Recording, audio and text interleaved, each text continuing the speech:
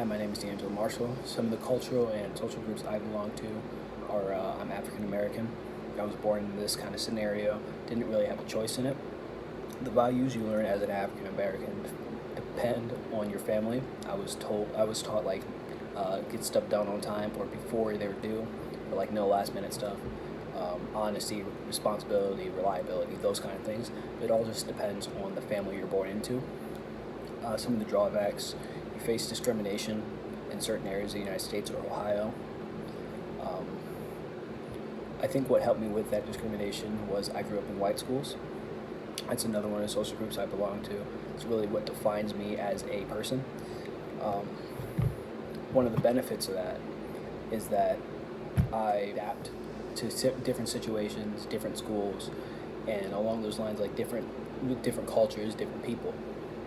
And what really helped me during that period of time when I grew, like when I was in the Caucasian primarily white schools, was I was in track. And the benefit of being an African American in a white school doing track is that you're stereotypically very fast. So everybody likes you during track. It's easy to get into. I joined in seventh grade and I've been in it since then. Um, Values of track teams depend on the coach and the school and whatever the team sets for itself.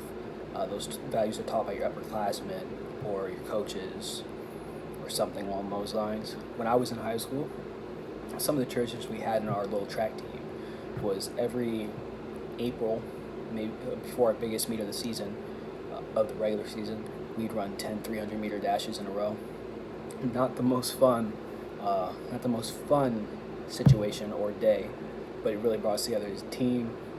We made sure everybody finished them, because if they didn't, we'd have to do them all over again, and none of us wanted to do that. So we all really bonded over that experience every year. Even helped with some of the freshmen coming in, made us faster towards the end of the season. And when I wasn't in track, I was focusing on my field of study, which is computers. Some of the benefits of dealing with computers in all facets is that you have experience with different cultures, because different, like, Dell is based in, like, has call centers in India, so like you talk to call centers in India and stuff like that, and you get exposed to different cultures and different people from all walks of life come over to build a computer, learn how to manage one computer program, like the computer science program I'm in right now.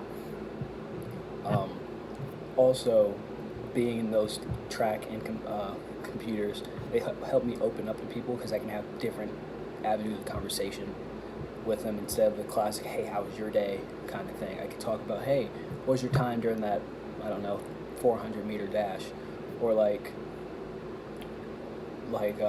hey, how much RAM do you have? Getting into computers really bolstered my love for games. I've always loved games. I started with PS2 and original Xbox, so that love was always there. But some of like the drawbacks of video games and gaming in general is that you have those players who they like messing with other people for the fun of it. They don't really care about the quality of life or the fun of the game for other people, as long as they're having fun for themselves. But on the flip side, with the benefits, you have those players who really love helping others. So you have a really nice balance. And then some servers, it might be more negative than positive, or vice versa. Just really depends on the server you get into and the type of players there are. But generally, there is a nice balance between the two, yin and yang, good and evil players. So another one of the benefits is that you can connect with somebody from across the country and play a video game and bond over that video game. There have been so many stories where like Xbox party members have linked up in real life. Like if one of them was dying, the other party members or friends online will go over to them and surprise them. It's really nice, and it really brings the whole community together. Heck, you can extend it past the country borders. You can connect somebody from Kansas of the United States to like China if you're playing the right game.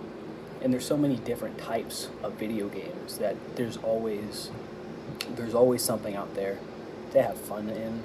Like right now I'm playing a game called Forager, just something I enjoy. It's really relaxed. It's no real competitive nature. But when I do feel like playing competitive games, there are those kind of games out there. that I can play. There's also so many different platforms. You have Xbox, you have PlayStation, you have Stadia coming out for Google, you have Nintendo bringing the Switch out, so you can have like portable games or games that you can play at home.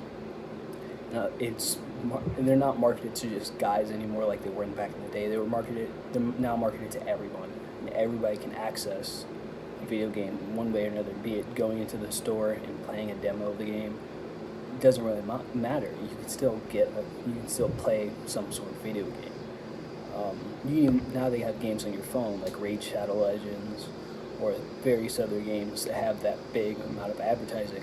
They're getting a lot of players to play those because you have them in your hand on your phone, and you just play them wherever you are. And it's a real nice distraction from the reality of the situation we're in the United States right now, this pandemic kind of thing. It really helps distract you, and it's real time. It eats time fast, so time can go by for you faster. You don't have to sit there like you can do it while you're waiting for laundry. Play a video game. Boom, your laundry's done. Go get your laundry. Go on with the rest of your day. I guess another one of the drawbacks would be you can get addicted to a video game, which isn't the best thing in the world, but it's one more low problems in our world right now, getting distracted to a video game. Because when you get distracted to a video game, eventually you have to eat, sleep, and use the bathroom. So you can get up and then you get you're off of that. But that would be the biggest, for me, that would be the biggest drawback. You get addicted to a video game without even realizing it's an addiction at that point. Those are some of the groups that define me as a person. The one I really hold dear is probably that I grew up in white schools and I run track, just because they have been such a huge part of my life. Like, I went to a white school in 4th grade, and I've gone there since now. So it's a real big part of my life, big chunk of my life and time. Most of my memories are spent in those kind of hallways with those kind of people. So those are the two I really hold to my life, close to my heart, I meant to say. And yeah, thank you for listening.